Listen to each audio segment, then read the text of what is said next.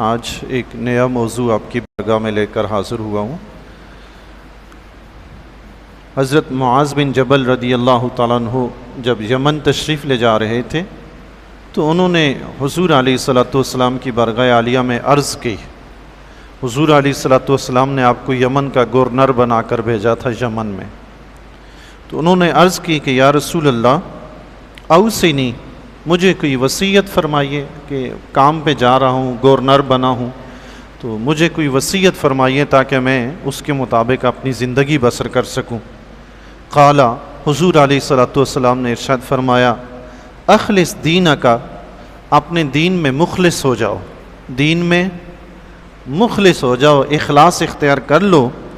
یکفک العمل القلیل، تو پھر تھوڑا سا بھی عمل کرو گے وہ بھی تمہارے لیے کافی ہو جائے گا۔ سبحان اللہ، اخلاص اختیار کر کے تھوڑا سا بھی عمل کرو گے وہ بھی کافی ہوگا، تمہیں وہ بھی پار لگا دے گا۔ لیکن اگر اخلاص نہیں ہے، سارا دن روزہ ہے، 5 وقت کی نماز ہے، نوافل بھی ہیں، رات ہوئی دنیا سو رہی ہے، یہ کھڑا ہے نمازیں پڑھی جا رہے ہیں، مگر اخلاص نہیں ہے، ساری عبادت رہے گا۔ فرمایا اخلاص ہے، دن کی 5 نمازیں پڑھی، صرف فرائض ادا کیے، رات سو کے گزاری، دن میں روزہ بھی نہیں رکھا، نفلی روزہ، رمضان کے روزے کی بات نہیں، وہ تو فرض ہے، ایسے ہی بس فرائض ادا کیے، سنت ادا کیے، جو لازمی حقوق ہیں اسلام کے وہ ادا کیے، باقی نوافل وغیرہ کچھ بھی نہیں ہے۔ تو فرمایا یکفیک العمل القلیل، تمہارے لیے یہ تھوڑا سا عمل بھی کافی ہے، تم پار لگ جاؤ گے۔ سبحان اللہ، بندہ رات جاگ کے بھی گزارے، عبادت میں بھی گزارے، اور اس رات سے بندہ نجات نہ پائے تو فائدہ اس عبادت کا، فائدہ اسی وقت عمل کا ہوگا جب عمل میں اخلاص ہوگا، عمل میں اخلاص ہوگا۔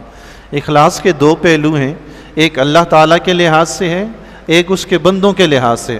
اللہ کے لحاظ سے اخلاص یہ ہے کہ ہم جو بھی عمل کریں اس میں صرف اور صرف اللہ کی رضا شامل ہو، بس میں یہ عمل کر رہا ہوں صرف اللہ کی رضا کے لیے کر رہا ہوں۔ دوسری بات، اس میں لوگوں کے لیے دکھاوا نہ ہو، یہ 2 کام لازمی بندہ کرے، عمل میں اخلاص پیدا ہو جاتا ہے۔ حضرت موسیٰ علیہ السلام کو ہی دیکھ لیں، اس دن بھی آپ نے واقعہ سنا تھا، حضرت موسیٰ علیہ السلام شعیب علیہ السلام کی بکریوں کو پانی پلاتے ہیں، اور ان کے گھر اس لیے تشریف لے کے نہیں جا رہے کہ مجھے اجرت نہیں لینی، ہم جو بھی کام کرتے ہیں وہ اللہ کی رضا کے لیے ہوتا ہے، اس کی اجرت نہیں لیتے۔ حتیٰ کہ گھر تشریف لے گئے، شعیب علیہ السلام نے کھانا کھانے کا فرمایا میں یہ کھانا نہیں کھاؤں گا، ہو سکتا ہے یہ میرے کام کی اجرت ہو۔ سبحان، یہ کس کے لیے عمل کیا تھا؟ صرف اور صرف اللہ کی رضا کے لیے کیا تھا۔ جب بندہ اللہ کی رضا کے لیے عمل کرے تو اس کے بدلے کی امید بھی نہیں رکھتا ہے۔ سبحان اللہ۔ دوسری چیز ہے ریا نہیں ہونا چاہیے۔ حضرت علی رضی اللہ تعالیٰ عنہ کا مشہور و معروف واقعہ ہے، جنگ میں جہاد کرتے ہوئے کافر کو پکڑ کے لٹا دیا، سینے پہ چڑھ گئے، تلوار نکالی، قتل کرنا چاہتے ہیں، اس نے آپ کے چہرے پہ تھوک دیا۔ حضرت علی رضی اللہ تعالیٰ عنہ پیچھے ہٹ گئے، اس کو قتل نہیں کیا، قتل نہیں کیا۔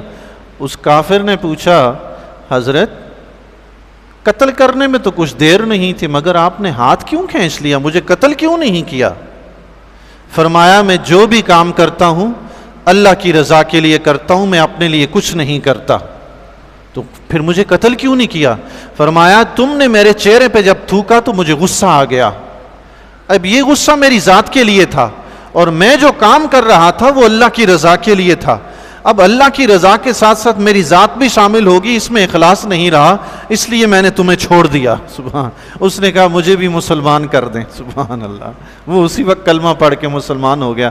مولانا جلال الدین رومی رحمۃ اللہ علیہ فرماتے ہیں جیسے اللہ تعالیٰ کانٹوں میں سے پھول پیدا کر دیتا ہے، ایسے ہی اس کافر کے برے عمل میں سے بھی اللہ تعالیٰ نے اس کے لیے اچھا عمل پیدا کر دیا۔ سبحان اللہ، اس کو اسلام کی دولت عطا فرما دی۔ حضرت علی رضی اللہ تعالیٰ عنہ جو کام کر رہے تھے کس لیے؟ اللہ کے لیے کر رہے تھے۔ میدان جنگ میں بھی چہرے پہ تھوکا، قادر بھی ہے کہ قتل کر دیں، قتل نہیں کیا، یہ میرے عمل میں ملاوٹ نہ ہو جائے، میری ذات نہ شامل ہو جائے، جو کام میں صرف اور صرف اللہ کی رضا کے لیے کر رہا ہوں۔ حضرت وہب بن منبہ رحمۃ اللہ تعالی علیہ فرماتے ہیں من طلب الدنیا بعمل الاخر، جس شخص نے آخرت کے عمل کے ذریعے دنیا طلب کی۔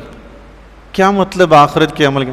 یعنی جو دنیا میں نیک پارسا بنا وہ اس لیے بنا کہ لوگ میرے قریب آئیں گے، لوگ مجھے بڑا نیک پارسا سمجھیں گے، میری خدمت کریں گے، مجھ پر اعتماد کریں گے، اور میں دنیا کما لوں گا اس بہانے سے۔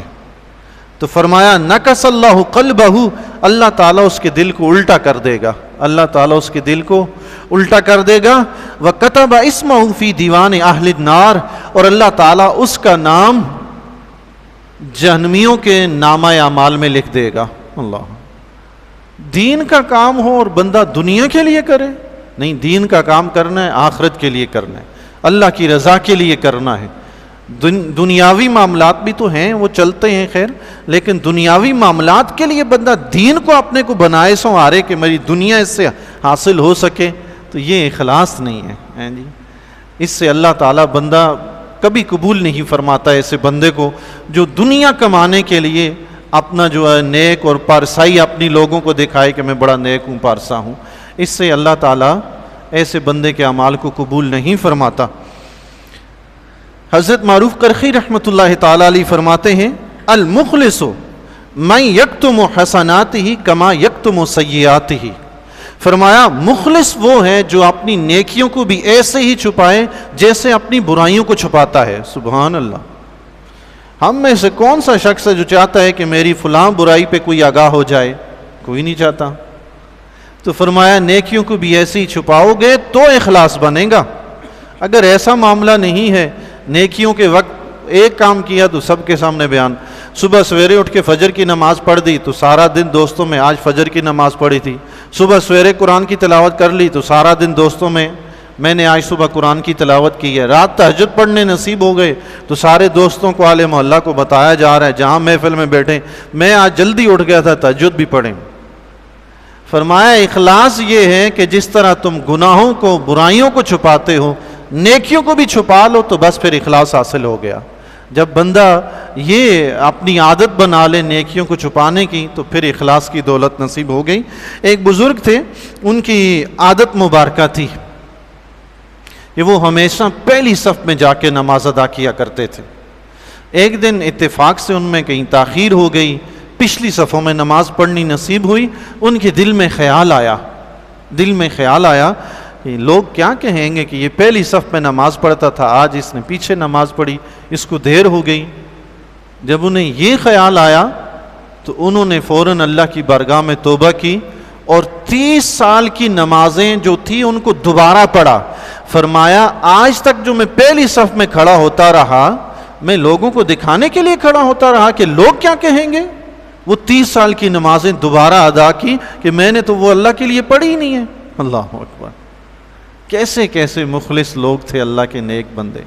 ہمارے بزرگان دین جتنے بھی تھے ان کے عمل میں ہمیشہ اخلاص ہی ہوا کرتا تھا، اور اخلاص ہی ایک ایسی چیز ہے جو بندہ مومن کو پار لگا دیتی ہے۔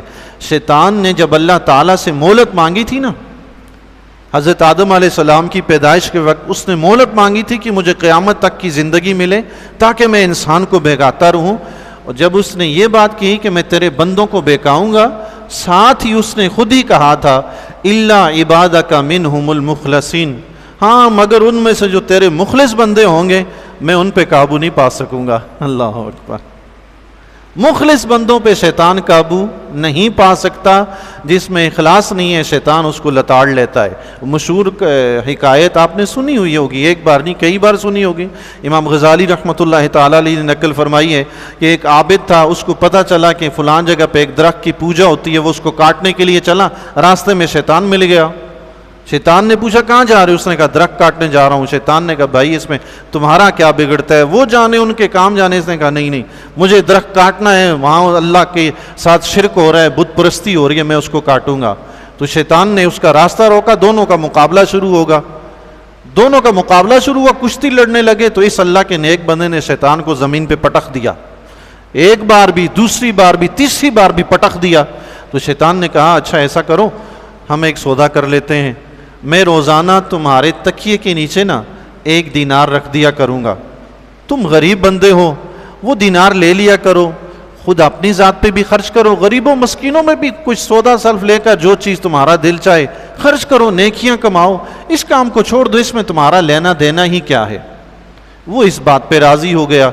اب ایک دن وہ گیا، صبح اٹھا تکیے کے نیچے سے دینار مل گیا، یہ درخت کاٹنے نہیں گیا۔ دوسرے دن پھر اٹھا تو تکیے کے نیچے سے دینار نہیں ملا، اب یہ پھر کلاڑا اٹھائے چلا، اب میں درخت کاٹوں گا، پھر شیطان مل گیا راستے میں۔ شیطان نے کہا کہاں جا رہے ہو؟ اس نے کہا درخت کاٹنے جا رہا ہوں۔ اس نے کہا نہیں کاٹنے دوں گا۔ اس نے کہا نہیں میں تو کاٹوں گا۔ پھر کشتی شروع ہوگی۔ اب جو کشتی شروع ہوئی تو شیطان نے پٹک کے زمین پہ دے مارا۔ وہ پریشان ہو گیا کہ یہ کیا ماجرا ہے۔ اس نے کہا یہ کیا ہوا؟ کہنے لگا اب تم بالکل نہیں جا سکتے درخت کاٹنے کے لیے۔ اس نے کہا وجہ؟ شیطان نے کہا جب تم پہلے جا رہے تھے نا اس وقت تم اللہ کی خاطر جا رہے تھے، اب تمہیں دینار نہیں ملا اس لیے تم جا رہے ہو، اب تم نہیں جا سکتے۔ تو شیطان نے تو پہلے ہی کہہ دیا تھا مولا تیرے بندوں کو بہکاؤں گا، سب کو رلاؤں گا، بہکاؤں گا، برے کام پہ لگاؤں گا، مگر الا عبادک منہم المخلصین، مگر تیرے جو مخلص بندے ہوں گے نا ان کو نہیں بہکا سکوں گا۔